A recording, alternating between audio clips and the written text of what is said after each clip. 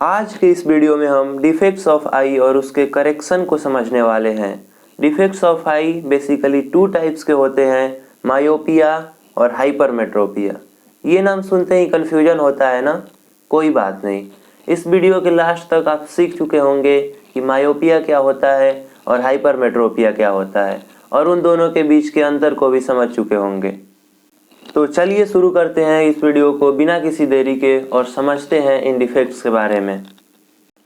Myopia, इसको short sightedness या near sightedness भी कहते हैं। साइटेडनेस इसका मतलब होता है दिखाई देना, और नियर साइटेडनेस यानी नज़दीक की चीज़ें दिखाई देना।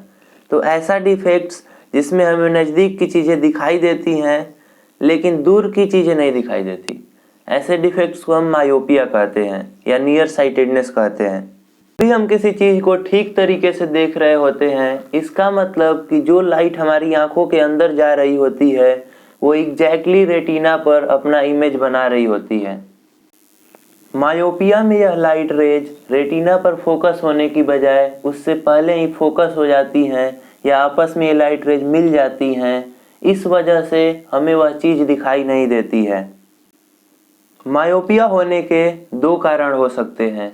या तो हमारी आई लेंस का कन्वर्जिंग पावर बढ़ जाए और वह रेटिना से पहले ही फोकस कर दे लाइट को, या हमारा रेटिना ही पीछे चला जाए।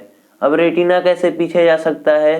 रेटिना हमारी आई बॉल का साइज बढ़ने की वजह से पीछे चला जाता है, और इन कंडीशंस में लाइट रेज रेटिना से पहले ही मिल जाती हैं और इमेज रेटिना पर नहीं बन पाता है।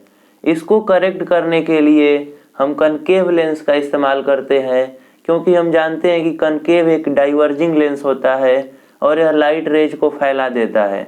कनकेव लेंस से लाइट रेज जाने के बाद जब वापस अपने आई लेंस से फोकस होती हैं तो वह एग्जैक्टली रेटिना पर बनती हैं। अब हम समझेंगे हाइपरमेट्रोपिया के बारे में। हाइपरमेट्रोपिया को फार साइटेडनेस भी कहा जाता है, क्योंकि इसमें दूर की वस्तुएं हमें दिखाई देती हैं और पास की वस्तुएं हमें नहीं दिखाई दे पाती हैं। हाइपरमेट्रोपिया में लाइट रेज हमारे रेटिना के पीछे फोकस होती हैं।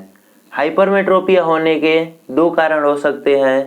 पहला कारण तो यह हो सकता है कि हमारे आई लेंस की कन्वर्जिंग पावर कम हो जाए, जिसके वजह से वह लाइट को रेटिना पर न फोकस कर पाए, वह लाइट रेज रेटिना के पीछे फोकस हो।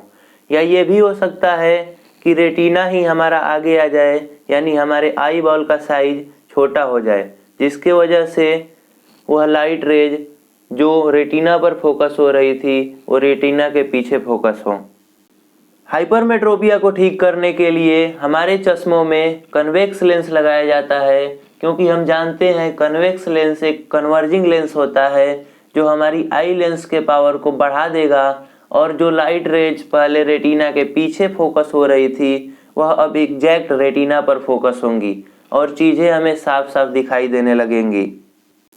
मुझे उम्मीद है आपको आई डिफेक्ट्स के बारे में समझ में आया होगा। अगर आप इस वीडियो के बारे में कुछ सुझाव देना चाहते हैं तो आप हमें कमेंट सेक्शन में बता सकते हैं, क्योंकि आपका सुझाव हमारे लिए बहुत उपयोगी साबित होगा।